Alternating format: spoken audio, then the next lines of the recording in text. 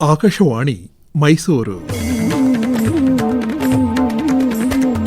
ಯೋಗವಾಣಿ ನಿತ್ಯ ಯೋಗ ಕುರಿತ ಬಾನುಲಿ ಸರಣಿ. ಭೂಯಾದ್ಭೂಮೌ ಭವ್ಯಂ ಮಂಗಲಮಾಧ್ಯಾತ್ಮಿಕೇನ ಯೋಗೇನ ಧ್ಯೇಯಾದ್ಯೋಗಿ ಜನೋ ಜನತಾಯೈ ಪರಮಾನಂದಂ ಯೋಗೇನ. ಕೇಳಿ ಕಾರ್ಯಕ್ರಮ ಯೋಗವಾಣಿ. ಯೋಗ ಸ್ಪರ್ಶವ ಪಡೆಯುವ ಯೋಗ ಬದುಕಲಿ ಬಂದಿದೆ ಇದುವೆ ಸುಯೋಗ. ಋಷಿ ಮುನಿಗಳ ಕೊಡುಗೆಯೇ ಯೋಗ ಪಡೆಯುವ ಎಲ್ಲರೂ ಈಗಿಂದೀಗ ಯೋಗಿಗಳಾಗೋಣ, ನಿರೋಗಿಗಳಾಗೋಣ. ಯೋಗಿಗಳಾಗೋಣ, ನಿರೋಗಿಗಳಾಗೋಣ. ಕೇಳುಗರೆ, ಇಂದಿನ ಕಾರ್ಯಕ್ರಮದಲ್ಲಿ ಯೋಗ ಮತ್ತು ಒತ್ತಡ ನಿರ್ವಹಣೆ ಈ ಕುರಿತು ಮೈಸೂರಿನ ಅರ್ಕಾ ಫೌಂಡೇಶನ್ನ ಸಂಸ್ಥಾಪಕರು ಹಾಗೂ ನಿರ್ದೇಶಕರಾದ ಶ್ರೀನಿವಾಸ್ ಅರ್ಕಾ ಅವರೊಂದಿಗೆ ಸಂದರ್ಶನ ಕೇಳುವಿರಿ. ಶ್ರೀನಿವಾಸ್ ಅರ್ಕಾ ಅವರೇ, ನಮಸ್ಕಾರ. ನಮಸ್ಕಾರ. ತಾವು ಈ ದಿವಸ ಒತ್ತಡ ನಿರ್ವಹಣೆ ಮತ್ತು ಇದಕ್ಕೆ ಯೋಗ ಯಾವ ರೀತಿ ಸಹಕಾರಿ ಮತ್ತು ಭಾರತೀಯರ ಒಂದು ಪರಿಕಲ್ಪನೆ ಏನು, ಈ ವಿಚಾರವಾಗಿ ವಿವರವಾಗಿ ಮಾತನಾಡಬೇಕು. ಈಗ ಆಧ್ಯಾತ್ಮಿಕ ಚಿಂತನೆಯಲ್ಲಿ ಒತ್ತಡ ನಿರ್ವಹಣೆಯನ್ನು ಯಾವ ರೀತಿ ವಿಶ್ಲೇಷಣೆ ಮಾಡಲಾಗಿದೆ, ಅದನ್ನು ಹೇಗೆ ಮಾಡಬಹುದು ಅಂತೀರಿ? ನಾನು ಬಹಳಷ್ಟು ದೇಶಗಳನ್ನು ಸಂಚಾರ ಮಾಡಿದ್ದೀನಿ.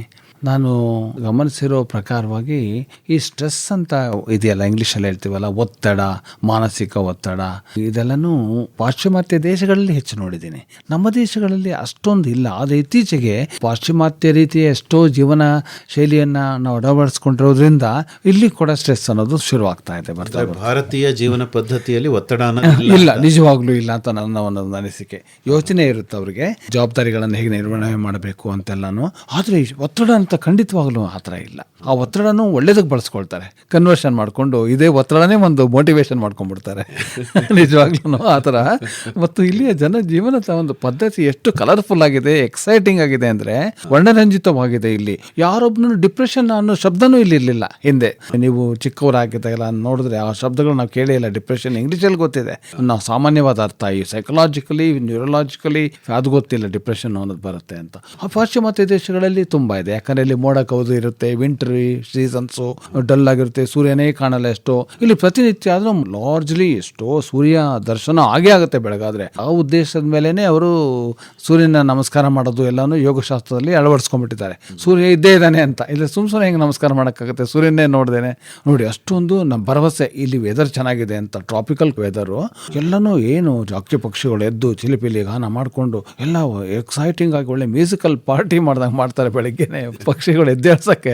ಸೊ ಹೀಗಾಗ್ಬಿಟ್ಟು ನಮಗೆ, ಮತ್ತು ಇನ್ನೊಂದು ರಸ್ತೆಯಲ್ಲಿ ಜನಗಳು ಸಿಗ್ತಾನೆ ಇರ್ತಾರೆ. ಯಾರೋ ಪರಿಚಯದವ್ರು ಸಿಗ್ತಾರೆ, ಯಾಕಪ್ಪ ಒಂಥರ ಇದೆಯಾ ಅಂತಾರೆ. ಅವ್ರಿಗೆ ಟೀ ಕುಡಿಯೋಣ, ಕಾಫಿ ಕುಡಿಯೋಣ ಬಾ ಅಂತನೋ ಏನೋ ಮಾಡಿ ಮನೋರಂಜನೆ ತಂದು ಅವನಿಗೆ ಸರ್ ಮಾಡಿಬಿಡ್ತೀವಿ ನಾವೆಲ್ಲ, ಒಬ್ರಿಗೊಬ್ಬ ಸಹಾಯ ಮಾಡಿಕೊಂಡು. ಪರಿಚಯ ಯಾವಾಗ ನಾವು ಪಾಶ್ಚಾತ್ಯ ಚಿಂತನೆಗಳನ್ನ ನಮ್ಮಲ್ಲಿಗೆ ತಂದು ಆಗ ಒತ್ತಡ ಶುರುವಾಯಿತು.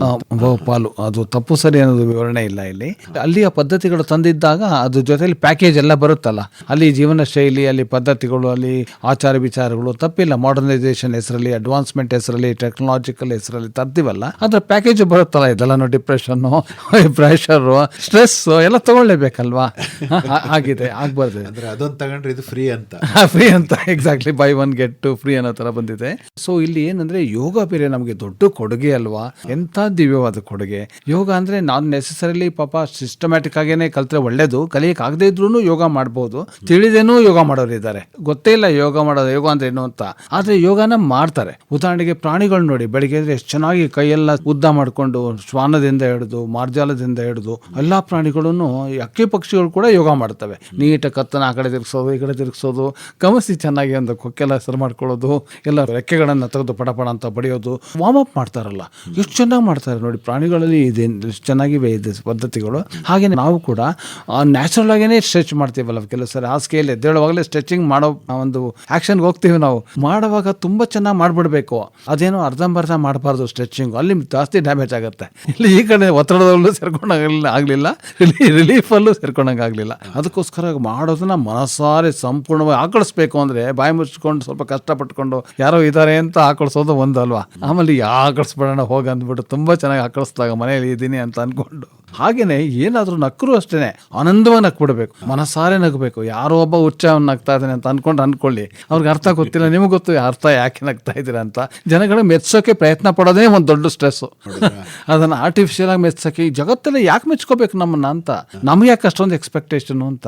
ನಾವು ಹೇಗಿರ್ಬೇಕೋ ಹಾಗಿರ್ಬೇಕು, ಅವ್ರು ಹೇಗಿದ್ದಾರೆ ಅವ್ರು ಆಗಿದ್ದಾರೆ.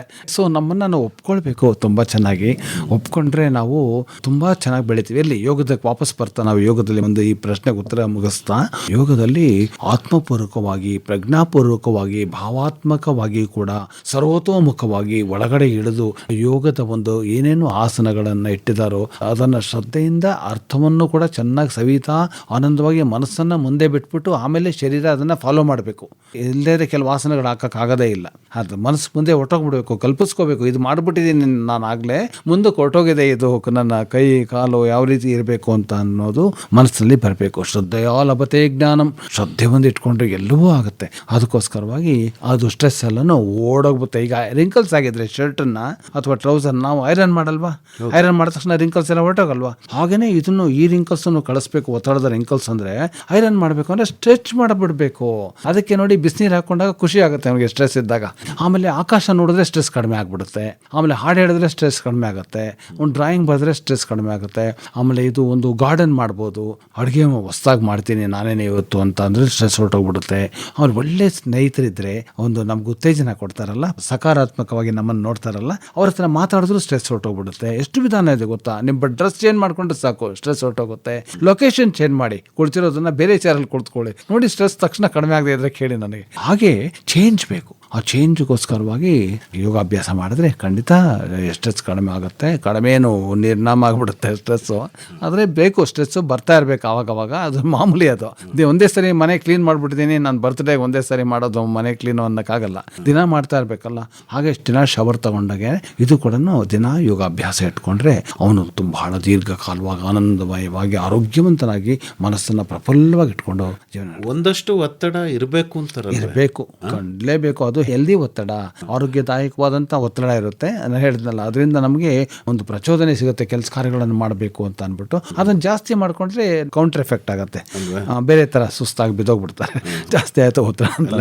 ಹೃದಯದಲ್ಲಿ ಕನಿಷ್ಠ ಒತ್ತಡ ಇರಲೇಬೇಕು. ನಿಮ್ಗೆ ಗೊತ್ತಾ ನೋಡಿ, ಎಕ್ಸಾಕ್ಟ್ಲಿ ಅಲ್ವಾ, ಮನುಷ್ಯ ಬದುಕಿರಕ್ಕೆ ಸಾಧ್ಯನೇ ಇಲ್ಲ. Exactly. Blood pressure for example ಆ ಥರ ಎಲ್ಲನೂ ಒಂದೊಂದು ಲೆವೆಲ್ ಇರಬೇಕು. ಈಗ ಒತ್ತಡವನ್ನ ಕಡಿಮೆ ಮಾಡ್ಕೊಳ್ಳೋದಕ್ಕೆ ಯೋಗದ ಮೂಲಕನೇ ಮಾಡ್ತೀನಿ ಅಂದ್ರೆ ಇದಕ್ಕೆ ಅಂತಲೇ ಪ್ರತ್ಯೇಕವಾದ ಆಸನ ಇರುತ್ತಾ ಅಥವಾ ಹೇಗೆ? ಇರುತ್ತೆ. ಶವಾಸನ ಅಂತ ಹೇಳ್ತಾರಲ್ಲ, ಯೋಗ ನಿದ್ರಾ ಅಂತ, ಅದನ್ನ ಮಾಡಿದ್ರೇನೆ ಎಲ್ಲ ಸುಮಾರು ಹೊರಟೋಗ್ಬಿಡುತ್ತೆ.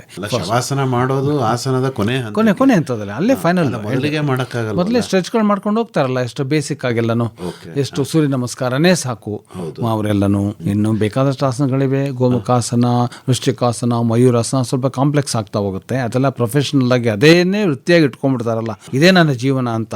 ಆವಾಗ ಅವೆಲ್ಲ ಕಲಿಬೇಕು. ಕೆಲವ್ರಿಗೆ ಪಾಪ ಎಷ್ಟೋ ಬೇರೆ ಬೇರೆ ಕಮಿಟ್ಮೆಂಟ್ಸ್ ಇರುತ್ತೆ, ಆಸನಗಳೆಲ್ಲ ಹಾಕಕ್ಕಾಗಲ್ಲ. ಇದೇ ಸಾಕು, ಸೂರ್ಯ ನಮಸ್ಕಾರ ಮಾಡಿದ್ರೇನೆ ಸುಮಾರು ಎಲ್ಲ ಹೊರಟೋಗುತ್ತೆ. ಎಲ್ಲ ಆಸನಗಳ ಒಂದು ಸಾರಾಂಶ ಸೂರ್ಯ ನಮಸ್ಕಾರದಲ್ಲಿದೆ. ಖಂಡಿತ ಎಲ್ಲ ಯೋಗಿಗಳು ಒಪ್ಕೊಳ್ತಾರೆ ಇದನ್ನ ನಿಜ ಅಂತ.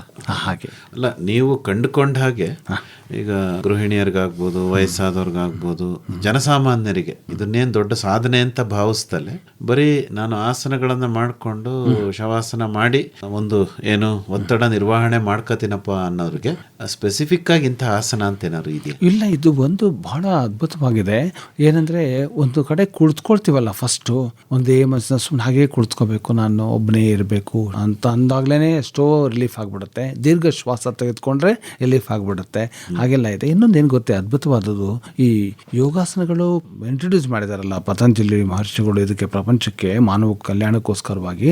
ಅದು ಏನೇ ಮಾಡಿದ್ರು ಪ್ರತಿಯೊಬ್ಬ ಮನುಷ್ಯನಿಗೂ ಸ್ವಾಭಾವಿಕವಾಗಿಯೇ ಅದನ್ನೆಲ್ಲ ಮಾಡ್ತಾನೆ ಅಂತ ನೋಡಿ. ಪ್ರಾಣಿಗಳನ್ನು ಇಮಿಟೇಟ್ ಮಾಡೋದೇನೆ ಆಸನಗಳು. ಮತ್ಸ್ಯಾಸನ ಉದಾಹರಣೆಗೆ ಪ್ರಾಣಿ ಹೆಸರು. ಪ್ರಾಣಿಗಳನ್ನು ಇಮಿಟೇಟ್ ಮಾಡಿದ್ರೆ ಸಾಕು ಅನ್ನೋದು ಕಾನ್ಸೆಪ್ಟ್.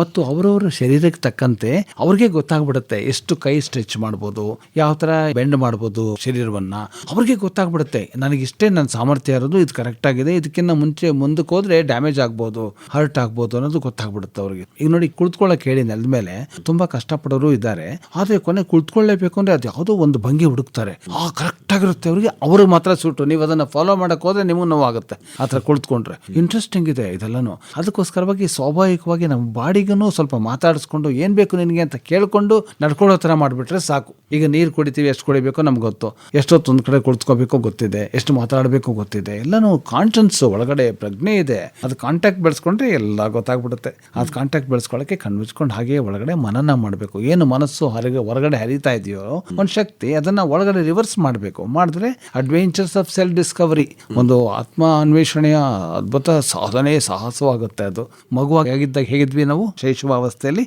ಆ ಕಡೆ ವಾಪಸ್ ಹೋಗ್ಬೇಕು ನಾವು. ತಿರುಗಿಸ್ಕೊಂಡ್ರೆ ಅಲ್ಲೇ ಬೆನಿಫಿಟ್ ಬರ್ತಾ ಹೋಗುತ್ತೆ. ಒಂದೊಂದು ಇಂಚು ಹಿಂದೆ ಕೆಳಗಡೆ ಹೋಗ್ತಾ ಇದ್ರು ಮನಸ್ಸು ಮೆದುಳಿನಿಂದ ಹೃದಯದ ಮಂಡಲಕ್ಕೆ, ಅಲ್ಲೇ ರಿಲೀಫ್ಗಳು ಸಿಗ್ತಾ ಹೋಗುತ್ತೆ. ಅವ್ರಿಗೆ ಆಶ್ಚರ್ಯ ಆಗುತ್ತೆ, ಓ ದೇವ್ರೆ ಏನಪ್ಪ ಇದು ಮ್ಯಾಜಿಕ್ ಅಂತ. ಶವಾಸನ ಮಾಡೋದಕ್ಕೂ ವಿಧಾನ ಇದೆಯಾ ಸ್ವಾಮೀಜಿ? ಅದಕ್ಕೆ ವಿಧಾನ ಅಂದರೆ ನನ್ನ ಒಂದು ಬರೆದಿದ್ದೀನಿ, ಅದು ಕೂಡ ಒಂದು ಅರ್ಕ ಧ್ಯಾನ ಪುಸ್ತಕದಲ್ಲಿ. ಸಂಪೂರ್ಣವಾಗಿ ತನ್ನ ಶರೀರವನ್ನು ಆ ಭೂಮಿ ಮೇಲೆ ಮಲಗಿಸಿ, ನನಗೇನು ಶರೀರಕ್ಕೂ ನನಗೂ ಏನು ಕಂಟ್ರೋಲೇ ಇಲ್ಲ ನನಗೆ, ಹಾಗೆಯೇ ನಾನು ಭೂಮಿಯಲ್ಲಿ ಮೇಲೆ ನನ್ನ ಶರೀರದ ತೂಕವನ್ನು ನಾನು ಕಾಣಬೇಕು ಅಂತ ವೆಯ್ಟನ್ನು ಎಕ್ಸ್ಪೀರಿಯೆನ್ಸ್ ಮಾಡ್ಕೋಬೇಕು. ಆಗ ವೆಯ್ಟ್ಲೆಸ್ನೆಸ್ ಆಗಿಬಿಡುತ್ತೆ ಕೊನೆಗೆ. ಆ ಸ್ವಲ್ಪ ಹೊತ್ತಿನಲ್ಲಿ ನಿದ್ದೆ ಖಂಡಿತ ಬರುತ್ತೆ, ಯೋಗ ನಿದ್ರೆ. ಅದು ಎಲ್ಲೋ ಒಂದು ಕಡೆ ಬ್ಲಿಸ್ಫುಲ್ಲು ಸ್ಲೀಪ್ಗೆ ಕರ್ಕೊಂಡು ಹೋಗುತ್ತೆ. ಅದು ಅಲ್ಲೇನು ಮಾಡಿದ್ರೆ ಮಾಡೋದೇನು ಇಲ್ಲ ಅನ್ನೋದೇ ಅದು ಯೋಗ ನಿದ್ರೆ ಅಥವಾ ಶವಾಸನ ಅಂತ ಕರೀತಾರೆ. ಮಾಡೋದೇನು ಇಲ್ಲವೇ ಇಲ್ಲ. ಮನಸ್ಸಲ್ಲಿ ಏನಾದ್ರು ಆಲೋಚನೆ ಬಂದರೆ ಏನು ಮಾಡಲಿ ಅಂದರೆ, ಆಲೋಚನೆಯಲ್ಲಿ ಈಗ ಮಾಡಬೇಕು, ಎಲ್ಲನೂ ಪ್ರಕೃತಿ ಪರವಾಗಿ ನಡೀತಾ ಇದೆ, ನನ್ನಲ್ಲಿ ಏನೂ ಕಂಟ್ರೋಲ್ ಇಲ್ಲ, ಶರೀರದಲ್ಲೂ ಕೂಡ ಒಂದು ತನ್ನದೇ ಆದ ಚೈತನ್ಯ ನಡೆಸ್ಕೊಂಡು ನನಗೆ ಅರಿವಿಲ್ಲದಂಗೆ ಎಲ್ಲ ನಡೀತಾ ಇದೆ ಅನ್ನೋದನ್ನು ಆ ಫೀಲಿಂಗ್ಸ್ ತೊಗೊಂಡೋಗ್ತಾ ಇರಬೇಕು, ನೋಡಿಕೊಂಡು ಎಕ್ಸ್ಪೀರಿಯೆನ್ಸ್ ಮಾಡಿಕೊಂಡು. ಏನು ಮಾಡೋದೇನೂ ಇಲ್ಲ ಕೆಲಸ, ಈಗ ಎಲ್ಲ ಆಗ್ಬಿಟ್ಟಿದೆ ಆ ಥರ ಕಾನ್ಸೆಪ್ಟಲ್ಲಿ ಇದ್ದರೆ ಸುಮ್ಮನೆ ಹಾಗೆ ಇದ್ದರೆ. ಆಮೇಲೆ ಒಂದು ರಹಸ್ಯ ಹೇಳ್ಕೊಡ್ತೀನಿ, ಧ್ಯಾನ ಮುದ್ರೆಯಲ್ಲೇ ಮಲ್ಕೊಳ್ಬೇಕು, ಆವಾಗಲೇ ಎಫೆಕ್ಟ್ ಆಗೋದು. ತುಂಬ ಮನಸ್ಸನ್ನು ಎರಡು ಕಡೆ ಡಿವೈಡ್ ಮಾಡಬೇಕು, ಎರಡು ಕೈನಲ್ಲೂ ಕೂಡ ಹೋಗ್ತಾ ಇದೆ ನೀಜು ಹಾಗೆ ಅಂತ.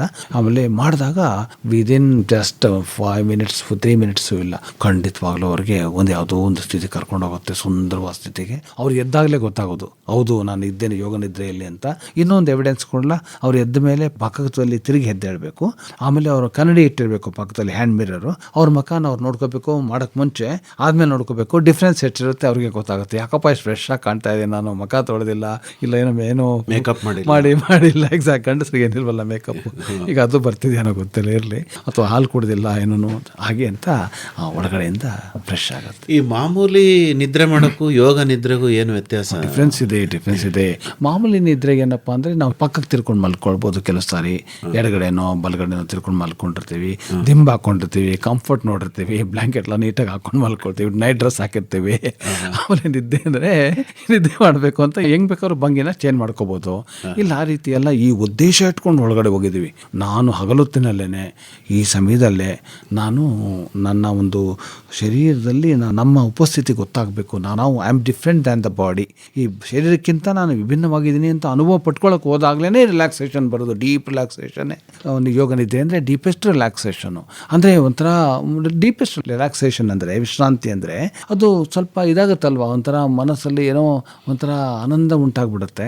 ಉಂಟಾದಾಗ ಅವನಿಗೆ ಕಂಫರ್ಟಬಿಲಿಟಿ ಬರುತ್ತೆ. ಉದಾಹರಣೆಗೆ ನೋಡಿ, ಯಾರೋ ಒಬ್ಬರು ಮಸಾಜ್ ಮಾಡೋಕ್ಕೆ ಬಂದರೆ ನಿಮ್ಮ ಶೋಲ್ಡ್ರಿಗೆ, ಇವಾಗ ನಿಮ್ಮೊಂದು ಸ್ವಲ್ಪ ಏನೋ ಒಂಥರ ಆಗುತ್ತಲ್ಲ, ಹಬ್ಬ ರಿಲೀವ್ಡ್ ಚೆನ್ನಾಗಿ ಮಾಡ್ತಾ ಇದ್ರೆ ಶೋಲ್ಡ್ರ್ ಮಸಾಜು, ಅದು ಹಾಗೆ ಮಾಡಿಕೊಂಡಾಗ ರಿಲೀಫ್ ಆಗುತ್ತೆ.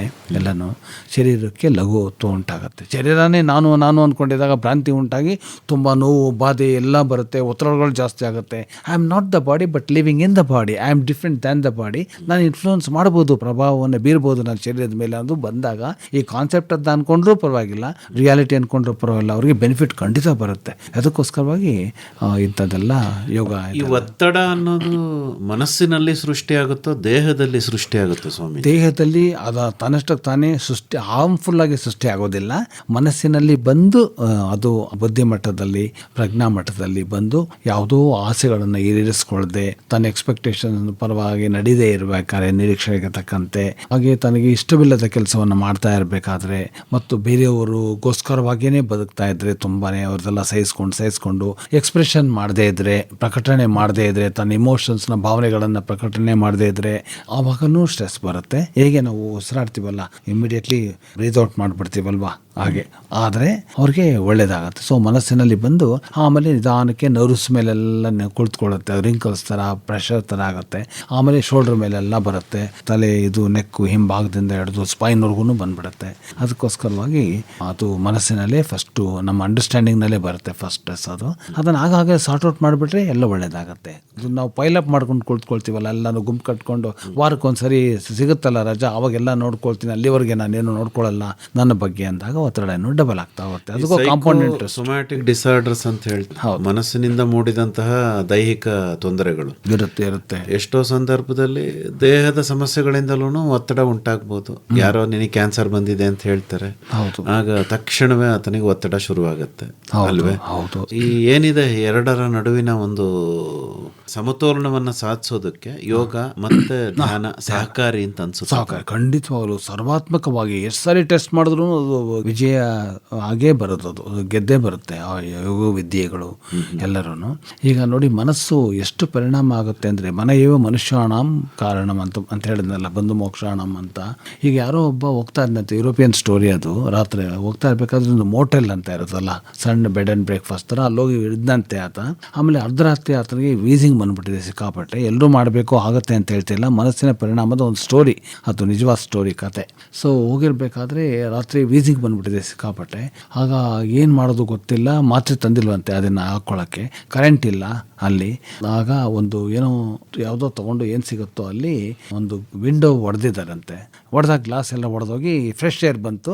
ಆಗ ನಾನು ಸರಿ ಹೊತ್ತು ರೆಸ್ಪಿರೇಟರಿ ಸಿಸ್ಟಮ್ ಅಂತ ಅಂದ್ಬಿಟ್ಟು ಮಲ್ಕೊಳ್ತಾರೆ, ನೆಮ್ಮದಿಯಾಗಿ ಮಲ್ಕೊಂಡ್ಬಿಡ್ತಾರೆ. ಬೆಳಿಗ್ಗೆ ಎದ್ದು ನೋಡಿದಾಗ ಆಗ ವಿಂಡೋಲಿ ಏನು ಹೊಡೆದೇ ಇಲ್ಲ ಅವರು. ಮತ್ತೇನು ಹೊಡೆದ್ನಲ್ಲ ಅಂತ ನೋಡಿದ್ರೆ ಗ್ಲಾಸ್ ಪೀಸ್ ಎಲ್ಲ ಇದೆ, ಅದೆಲ್ಲ ನಿಜ, ಬಟ್ ವಿಂಡೋ ಮಾತ್ರ ಹೊಡೆದಿಲ್ಲ.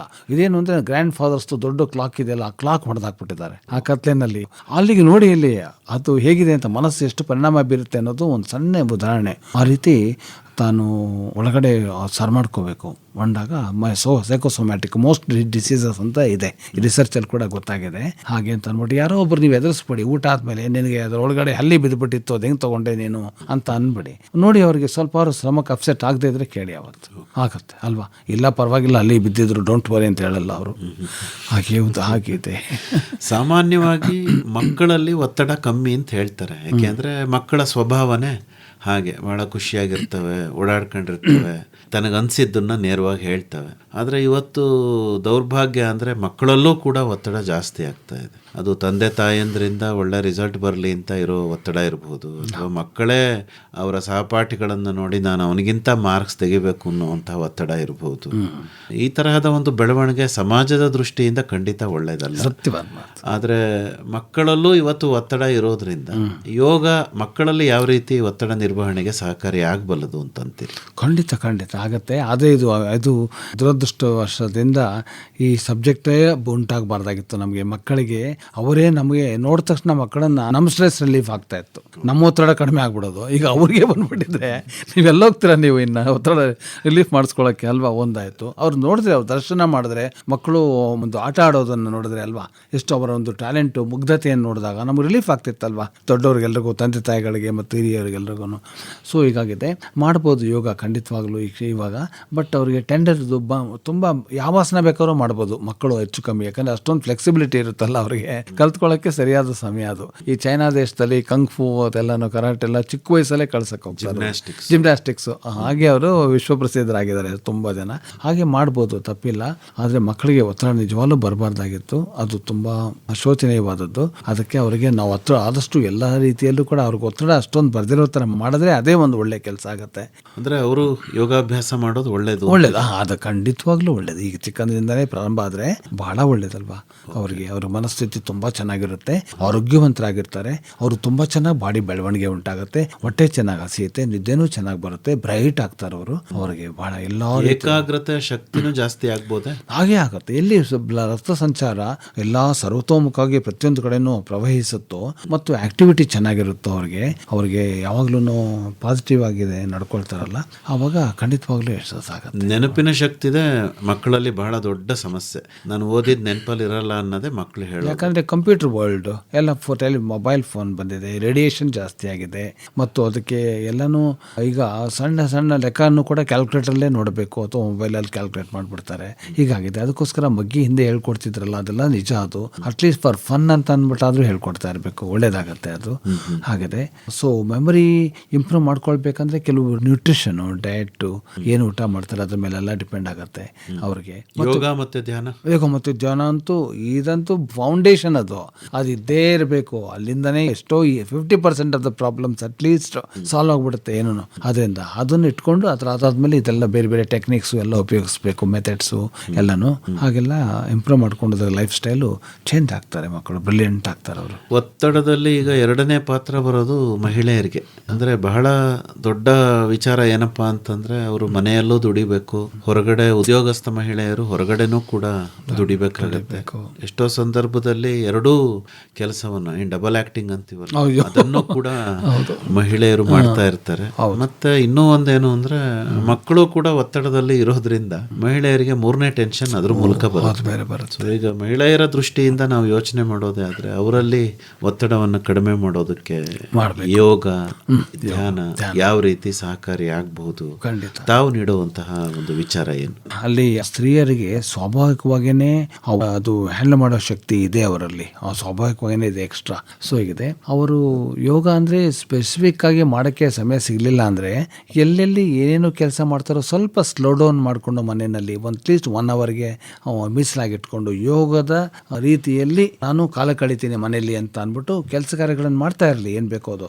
ಉದಾಹರಣೆಗೆ ನಡಿಬೇಕು, ಸರಿಯಾಗಿ ಪ್ರಜ್ಞಾಪೂರ್ವಕವಾಗಿ ನಿಧಾನಕ್ಕೆ ನಡೆದು ಅಲ್ಲಿ ಶ್ವಾಸವನ್ನು ತೆಗೆದುಕೊಳ್ಳೋದು. ಉದಾಹರಣೆಗೆ ಒಂದು ಏನಾದರೂ ಲಿಫ್ಟ್ ಮಾಡಬೇಕಾದ್ರೂ ಅದನ್ನು ಸರಿಯಾಗಿ ಧ್ಯಾನ ಮಾಡಿ ಒಂದು ನೀಟಾಗಿ ಅದನ್ನು ಎತ್ತುವಂಥದ್ದು. ಇದೆಲ್ಲ ಮಾಡ್ತಾ ಇದ್ದರೆ ಅವರಿಗೆ ನೀರು ಹಾಕಬೇಕು ಗಿಡಗಳಿಗೆ, ಅಲ್ಲಿ ಸ್ವಲ್ಪ ಟೈಮ್ ಸ್ಪೆಂಡ್ ಮಾಡಬೇಕು ಎಕ್ಸ್ಟ್ರಾ ಉದಾಹರಣೆಗೆ.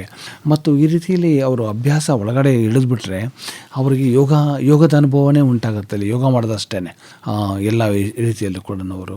ಆಗಿದೆ. ಅಡುಗೆ ಮಾಡಬೇಕು, ಅಲ್ಲೂ ಕೂಡ ನೀಟಾಗಿ ಒಂದೊಂದೇ ಯೋಚನೆ ಮಾಡಿ ಇದನ್ನು ನಾನು ತರಕಾರಿನ ಕಟ್ ಮಾಡ್ತಾ ಇದ್ದೀನಿ, ಈಗ ಅಲ್ಲೇ ಕುಳಿತುಕೊಂಡಿದ್ದ ಅವ್ನು ತರಕಾರಿನ ಸಪ್ರೇಟಾಗಿ ಕಟ್ ಮಾಡ್ಕೊಂಡು ಮಾಡಬೇಕು, ಕಲರ್ಫುಲ್ಲಾಗೆಲ್ಲ ಇಟ್ಕೊಂಡು, ಆಮೇಲೆ ಈ ರೀತಿ ಒಳ್ಳೆ ಹಾಡು ಹಾಕ್ಕೊಂಡು ನೀಟಾಗಿ ಅವ್ರಿಗೆ ಇಷ್ಟ ಬಂದಿದ್ದು ಅದನ್ನೊಂದು ಹಬ್ಬದ ಆಚರಣೆ ಥರ 1 ಅವರ್ನ ಸೆಲೆಬ್ರೇಟ್ ಮಾಡಬೇಕು ಅವ್ರು, 1 or 2 ಅವರ್ಸ್ನ. ಅದಕ್ಕೆ ಅಂತಲೇ ಬೇಕಂತಾನೆ ಹಾಗೆ ಮಾಡ್ತೀನಿ ನಾನು. ಏನೋ ಹಬ್ಬ ಆಚರಣೆ ಮಾಡ್ತಾ ಇದ್ದೀನಿ ಇವಾಗ, ನಾನು ಯೋಗದ್ದು ನನ್ನ ಪರ್ಸನಲ್ ಟೈಮ್ ಇದು, ಯಾರಿಗೂ ಏನೂ ನಾನು ಇದಿಲ್ಲ, ಫೋನೆಲ್ಲ ಆಫ್ ಮಾಡಿದ್ದೀನಿ ಅಂತ ಹೋದಾಗ ಆ ಥರ ಒಂದು ರಿಲೀಫ್ ಸಿಕ್ಬಿಡುತ್ತೆ ಅವ್ರಿಗೆಲ್ಲರಿಗೂ. ಹೌದು, ಡೆಫಿನೆಟ್ಲಿ. ಈಗ ಗ್ರಾಮಾಂತರ ಪ್ರದೇಶದಲ್ಲಿ ರೈತರು ಶ್ರಮದ ದುಡಿಮೆಗೆ ಹೆಸರಾಗಿರೋರು, ಬಹಳ ಕಷ್ಟಪಟ್ಟು ದುಡಿತಾರೆ. ಈಗ ಅಂಥವರಲ್ಲೂ ಕೂಡ ಒತ್ತಡ ಜಾಸ್ತಿ ಆಗ್ತಾ ಇದೆ. ಅದು ಸಾಲ ಮಾಡಿ ತೀರ್ಸಕ್ ಆಗದಲ್ಲೇ ಇರುವಂತಹ ಒತ್ತಡ ಇರಬಹುದು, ಬೆಳೆದಂತಹ ಬೆಳೆಗೆ ಒಳ್ಳೆ ಬೆಲೆ ಸಿಗದಲೇ ಇರೋದ್ರ ಒತ್ತಡ ಇರಬಹುದು, ಸಾಮಾಜಿಕವಾದ ಬೇರೆ ಬೇರೆ ಒತ್ತಡಗಳಿರ್ಬಹುದು. ಈಗ ತುಂಬಾ ಜನ ಹೇಳೋದು ದೈಹಿಕವಾಗಿ ಅಪಾರ ಶ್ರಮ ಮಾಡೋವಂಥವ್ರಿಗೆ ಯೋಗದ ಅಗತ್ಯ ಇಲ್ಲ ಅಂತ. ಆದರೆ ತಾವೇನು ಹೇಳಕ್ಕೆ ಇಷ್ಟಪಡ್ತೀವಿ? ಒಳ್ಳೆ ಪ್ರಶ್ನೆ. ನೋಡಿ, ಕೆಲವ್ರಿಗೆ ಈಗ ಪೈಲ್ವಾನರು ಕುಸ್ತಿ ನೋಡೋಕೆ ಹೋದಾಗ ಅವ್ರು ನೋಡ್ಬಿಟ್ಟು ಹೇಳ್ತಾರೆ, ಪೈಲ್ವಾನರು ನೀವು ಈ ಥರ ಸ್ವಲ್ಪ ಕಲ್ತ್ಕೊಳ್ಳಿ ಅಂತ ಅಂದ್ಬಿಟ್ಟು, ಮಾಡಿ ಅಂತ, ಕುಸ್ತಿ ಪ್ರಾಕ್ಟೀಸ್ ಮಾಡಿ ಅಂತ. ಇವ್ರು ಹೇಳ್ತಾರೆ, ಇಲ್ಲ ನಾನು ದಿನ ಬೆಳಗಾದ್ರೆ ನಾನು ಜಾಸ್ತಿ ಕೆಲಸ ಮಾಡ್ತಾ ಇದ್ದೀನಿ, ಸಿಕ್ಕಾಪಟ್ಟೆ ಓಡಾಟ ಇದೆ, ನಾನು ಕುಳಿತುಕೊಳ್ಳೋದು ನಿಂತ್ಕೊಳ್ಳೋದು ಮಾಡಿ ಮೇಲೆ ಹತ್ತಿ ಇಳಿತಾ ಇರ್ತೀನಿ, ಅದೇ ಸಾಕು ನನಗೆ ಎಕ್ಸರ್ಸೈಸು ಅಂತ ಹೇಳ್ಬಿಡ್ತಾರೆ. ಅಲ್ಲಿಗೆ ಇವರು ಪೈಲ್ವಾನ್ ಆಗ್ಬಿಡ್ತಾರೆ ಇವರು. ಆ ಥರ ಮಾಡ್ತಾಯಿದ್ರೆ ಅಲ್ಲೋಗಿ ಅವ್ರ ಜೊತೆ ಗೆಲ್ತಾರೆ ಕುಸ್ತಿ ಮಾಡಿಬಿಟ್ಟು. ಹಾಗೆ ಅಂತ ಅಂದ್ಬಿಟ್ಟು ಸುಮ್ಮನೆ ಯಾವುದೋ ಒಂದು ಕಮಿಟ್ಮೆಂಟಿಂದ ಕೆಲಸ ಮಾಡೋಕ್ಕೂ ನಾವು ಇಚ್ಛಾತ್ಮಕವಾಗಿ ಮಾಡೋಕ್ಕೂ ಡಿಫ್ರೆನ್ಸ್ ಇರಲ್ವಾ? ಇಚ್ಛಾತ್ಮಕವಾಗಿ ನಾವು ಒಳಗಡೆ ಇಳಿದು ನಾವು ಮಾಡಿದಾಗ ಹೆಚ್ಚು ನಮಗೆ ಬೆನಿಫಿಟ್ ಆಗುತ್ತೆ ಆ ಕಾರ್ಯವನ್ನು ನಿರ್ವಹಣೆ ಮಾಡೋದ್ರಿಂದ. ಅದೇ ಕಮಿಟ್ಮೆಂಟಿಂದ ಮಾಡಬೇಕು ಅಂತ ಮಾಡಿದಾಗ ಕೆಲಸ ಆಯ್ತಪ್ಪ ಅಷ್ಟೇ, ಕ್ಲೋಸು, ಮುಗ್ದೋಯ್ತು, ಹಾಗಿರುತ್ತೆ. ಅದರಿಂದ ನಾವು ಈ ಕಾನ್ಸೆಪ್ಟು ಅಷ್ಟೊಂದು ಸರಿಗಿಲ್ಲ. ನಾನು ಕೆಲಸ ಮಾಡೇ ಮಾಡ್ತಿದ್ದೀನಿ, ಯೋಗ ಇದ್ದೇ ಇದೆ ನನ್ನಲ್ಲಿ, ಹಾಗಂತಂದರೆ ತಪ್ಪಿಲ್ಲ. ಬಟ್ ಅದರಲ್ಲಿ ರಿಸಲ್ಟ್ಸು ಕಂಪ್ಲೀಟಾಗಿ ಬರೋದಿಲ್ಲ. ಅದು ಯೋಗದ ರೀತಿಯಲ್ಲೇ ಇದ್ರೂ ಕೂಡ ಅವ್ರ ಕೆಲಸ ಕಾರ್ಯ ಅದು ರಿಸಲ್ಟ್ಸ್ ಬರೋಲ್ಲ. ಅದಕ್ಕಿಂತ ಡೆಡಿಕೇಶನ್ ಅಂತ ಇದೆಯಲ್ಲ. ಈಗ ನೀವು ರಸ್ತೆಯಲ್ಲಿ ಹೋಗುವಾಗ ಒಬ್ಬರನ್ನ ಕ್ಯಾಶುವಲಾಗಿ 10 ಜನದ ಮಧ್ಯದಲ್ಲಿ ಮಾತಾಡ್ಸೋಕ್ಕೂ ಒಬ್ಬರಿಗೆ ಅವ್ರಿಗೆ ಅಂತ ಟೈಮ್ ಕೊಡೋಕ್ಕೂ ಡಿಫ್ರೆನ್ಸ್ ಇರಲ್ವಾ? ಅವ್ರು ನಿಮ್ಮನ್ನು ಯಾವುದು ಜಾಸ್ತಿ ಎಫೆಕ್ಟಿವ್ ಆಗಿರುತ್ತೆ ಇಂಡಿವಿಜುವಲಾಗಿ ಮಾತಾಡಿಸಿದಾಗ. ಹಾಗೆ ನಿಮ್ಮ ಅಂಗಾಂಗಗಳನ್ನು ಕೂಡ ಇಂಡಿವಿಜುವಲಾಗಿ ನೀವು ಮಾತಾಡಿಸ್ಬೇಕು ಅಂದರೆ ಸ್ಪರ್ಶ ಮಾಡಬೇಕು ಅಲ್ವಾ? ಹಾಗೆ ಅದು ಭಾಳ ಅದ್ಭುತವಾಗಿದೆ. ಅವರು ಮಾಡ್ತಾ ಇದ್ದಾರೆ ನಿಜ. ಅವ್ರಿಗೇನು ಯೋಗ ಬೇಕಿಲ್ಲ ಅಂತ ಹೇಳೋಕ್ಕಾಗಲ್ಲ, ಬೇಕಾಗುತ್ತೆ. ನಾವು ಮಾಡೋ ಕೆಲಸದಲ್ಲಿ ಎಲ್ಲ ಸಿಕ್ಬಿಡಲ್ಲ. ಕೆಲವು ಮಾತ್ರ ಅಂಗಗಳಿಗೆ ಶಕ್ತಿ ಬರುತ್ತೆ ಅಷ್ಟೇ.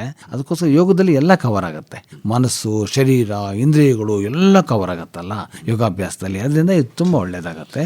ಈ ರಿಲ್ಯಾಕ್ಸೇಷನ್ ಅಂತೀವಲ್ಲ ಸರ್, ಅದು ಹೇಗೆ ಸಿಗುತ್ತೆ ಯೋಗ ಮಾಡೋದ್ರಿಂದ? ಅಂದ್ರೆ ಈಗ ಒತ್ತಡ ಇರುತ್ತೆ ಮನುಷ್ಯನಲ್ಲಿ, ಯೋಗ ಮಾಡೋದ್ರಿಂದ ಅದು ದೂರ ಆಯ್ತು ಅಂದ್ರೆ ಅದು ಒತ್ತಡ ಇಲ್ಲ ಅನ್ನೋ ಸ್ಥಿತಿನ ಅಥವಾ ಮತ್ತೆ ಬರಬಹುದು ಅನ್ನೋ ಸ್ಥಿತಿನ, ಈ ರಿಲ್ಯಾಕ್ಸೇಷನ್ನ ನೀವು ಯಾವ ರೀತಿ ಡಿಸ್ಕ್ರೈಬ್ ಮಾಡ್ತೀರಿ? ನಾನು ಹೇಗೆ ಡಿಸ್ಕ್ರೈಬ್ ಮಾಡ್ತೀನಿ ಅಂತ ಅಂದರೆ, ಯಾವಾಗ ನೀವು ಶರೀರದ ವಿಷಯದಲ್ಲಿ ಆಕ್ಯುಪೈ ಆಗಿಬಿಡ್ತೀರೋ, ಯಾವಾಗಲೂ ನಾವು 99% ಹೊರಗಡೆ ವಿಷಯಗಳಲ್ಲಿ ಆಕ್ಯುಪೈ ಆಗಿರ್ತೀವಿ, ನಿಜಾನ? ಬೆಳಗ್ಗೆಯಿಂದ ಸಂಜೆವರೆಗೂ. ಸೊ ಇಲ್ಲಿ ವಿಶೇಷವಾಗಿ ನನ್ನ ಯೋಗದ ಸಮಯ, ಯೋಗಾಭ್ಯಾಸ ಮಾಡುವ ಸಮಯ ಅಂತ ಅಂದ್ಕೊಂಡ್ಬಿಟ್ಟು ಬಂದು ಅದಕ್ಕೆ ಡೆಡಿಕೇಟ್ ಮಾಡ್ತಾರಲ್ಲ, ತನ್ನ ಶರೀರಕ್ಕೆ ಸಂಬಂಧಿಸಿದ ವಿಷಯಗಳಲ್ಲೇ ಆಕ್ಯುಪೈ ಆಗಿರ್ತಾರೆ ನೋಡಿ. ಆವಾಗ ಏನಾಗುತ್ತೆ ಅಂದರೆ ಆಟೋಮೆಟಿಕ್ಲಿ ಬೇರೆ ವಿಚಾರಗಳೇ ಇಲ್ವಲ್ಲ, ಒತ್ತಡನೇ ಮಾಯ ಆಗೋಯ್ತಲ್ಲ. ಗೊತ್ತಿಲ್ಲದಿದ್ದಂಗೆ ಅನ್ಕಾನ್ಷಿಯಸ್ಲಿ ಒತ್ತಡ ಎಲ್ಲ ಮಾಯ ಆಗ್ಬಿಟ್ಟು ರಿಲೀಫ್ ಆಗಿ ಆಚೆ ಬಂದಾಗ ಎಲ್ಲಿ ಸ್ಟ್ರೆಸ್ ಇದೆ ಅಂದರೆ ಸ್ಟ್ರೆಸ್ಸೇ ಹೊರಟೋಗಿರುತ್ತೆ, ನಿಜವಾಗ್ಲೂ ಹೊರಟೋಗಿರುತ್ತೆ. ಅಲ್ಲಿಗೆ ರಿಲ್ಯಾಕ್ಸೇಷನ್ ಅಂದರೆ ನನ್ನ ದೃಷ್ಟಿಯಲ್ಲಿ ತಮ್ಮ ಶರೀರವನ್ನೇ ಆಲೋಚನೆ ಮಾಡ್ತಾ ಹಾಗೇ ಮಲಗ್ತಿರಲ್ಲ, ಕೈ ಕಾಲುಗಳು ಅಂಗಗಳು ಎಲ್ಲನೂ ಒಳಗಡೆ ರಕ್ತ ಸಂಚಾರ ಎಲ್ಲ ಹೇಗೆ ನಡೀತಾ ಇದೆ, ಎಷ್ಟು ಚೆನ್ನಾಗಿ ನನ್ನ ಇನ್ವಾಲ್ವ್ಮೆಂಟ್ ಇಲ್ಲದೇ ಡೈಜೆಷನ್ ಎಷ್ಟು ಚೆನ್ನಾಗಾಗುತ್ತೆ, ಉಸಿರಾಟ ಎಷ್ಟು ಚೆನ್ನಾಗಾಗುತ್ತೆ, ಹೃದಯ ಬಡಿತ ಎಷ್ಟು ಚೆನ್ನಾಗಿದೆ, ಏನಪ್ಪ ಇದು ಎಷ್ಟು ಅದ್ಭುತವಾಗಿದೆ. ನಾನೇನು ಕಷ್ಟಪಡ್ತಿಲ್ವಲ್ಲ, ಶರೀರಕ್ಕೋಸ್ಕರ ಹೋಗಿ ಸಂಪಾದನೆ ಮಾಡೋಕ್ಕೆ ಕಷ್ಟಪಡ್ತಾ ಇದ್ದೀನಿ, ಹೆಂಡತಿ ಮಕ್ಕಳು ನೋಡ್ಕೊಳ್ಳೋಕೆ ಕಷ್ಟಪಡ್ತಾ ಇದ್ದೀನಿ, ನನ್ನ ಶರೀರ ನೋಡ್ಕೊಳ್ಳೋಕೆ ಏನೂ ಕಷ್ಟಪಡ್ತಾ ಇಲ್ವಲ್ಲ, ಎಂಥ ಪ್ರಕೃತಿ ಇದು, ನಾನು ಬೇಸಿಕ್ ಎಲ್ಲ ನೋಡಿಕೊಂಡು ನಾನು ಕಳಿಸ್ಬಿಟ್ಟಿದೆಯಲ್ಲ, ಅದ್ರ ಬಗ್ಗೆ ಯೋಚನೆ ಮಾಡಿದಾಗ ಸ್ಟ್ರೆಸ್ ಹೊಟ್ಟೋಗುತ್ತೆ. ಒಳ್ಳೆಯದು. ಶ್ರೀನಿವಾಸ ಅರ್ಕ ಅವರೇ, ಇದುವರೆಗೂ ಯೋಗ ಮತ್ತು ಒತ್ತಡ ನಿರ್ವಹಣೆಗೆ ಸಂಬಂಧಪಟ್ಟಂತೆ ಬಹಳ ಉಪಯುಕ್ತವಾದ ಮಾಹಿತಿಯನ್ನು ನೀಡಿದ್ದೀರಿ. ವಂದನೆಗಳು. ನಮಸ್ಕಾರ. ನಮಸ್ಕಾರ. Thank you very much. ನಮಸ್ಕಾರ. ಇದುವರೆಗೆ ಯೋಗ ಮತ್ತು ಒತ್ತಡ ನಿರ್ವಹಣೆ ಈ ಕುರಿತು ಮೈಸೂರಿನ ಅರ್ಕಾ ಫೌಂಡೇಶನ್ನ ಸಂಸ್ಥಾಪಕರು ಹಾಗೂ ನಿರ್ದೇಶಕರಾದ ಶ್ರೀನಿವಾಸ್ ಅರ್ಕಾ ಅವರೊಂದಿಗೆ ಸಂದರ್ಶನ ಕೇಳಿದಿರಿ. ಯೋಗವಾಣಿ ನಿತ್ಯ ಯೋಗ ಕುರಿತ ಬಾನುಲಿ ಸರಣಿ ಕೇಳಿದಿರಿ. ಸಹಯೋಗ ಸರ್ಕಾರಿ ಆಯುರ್ವೇದ ಸಂಶೋಧನಾ ಕೇಂದ್ರ, ಮೈಸೂರು. ನಡೆಯುವ ನಡೆಯುವ ಮುಂದೆ ಮುಂದೆ ನಡೆಯುವ ಮುಂದೆ ನಡೆಯುವ ಯೋಗ ಯೋಗದಿಂದ ನಡೆದು ಯೋಗ ಚಿತ್ತರಾಗುವ ಆತ್ಮೀಯ ಕೇಳುಗರೆ, ಪ್ರತಿ ವಾರ ಯೋಗವಾಣಿಯಲ್ಲಿ ನೀವು ಆಲಿಸಿದ ವಿಷಯ ಕುರಿತಂತೆ ಪ್ರತಿ 3 ತಿಂಗಳಿಗೊಮ್ಮೆ ಮುಕ್ತ ಪರೀಕ್ಷೆಯನ್ನ ನಡೆಸಲಾಗುತ್ತದೆ. ಪರೀಕ್ಷೆಯಲ್ಲಿ ಅಧಿಕ ಅಂಕ ಪಡೆದ ಕೇಳುಗರಿಗೆ ರಸಪ್ರಶ್ನೆ ಕಾರ್ಯಕ್ರಮವನ್ನು ನಡೆಸಿ ಆಕರ್ಷಕ ಬಹುಮಾನ ನೀಡಲಾಗುತ್ತದೆ. ಸಂಕಲನ ತೇಜಸ್ವಿನಿ ಗಿರೀಶ್. ಪರಿಕಲ್ಪನೆ ಹಾಗೂ ನಿರ್ಮಾಣ ಎನ್ ಕೇಶವಮೂರ್ತಿ. ಈ ಕಾರ್ಯಕ್ರಮ ಆಕಾಶವಾಣಿ ಮೈಸೂರು ಕೇಂದ್ರದಿಂದ ಮೂಡಿಬಂತು.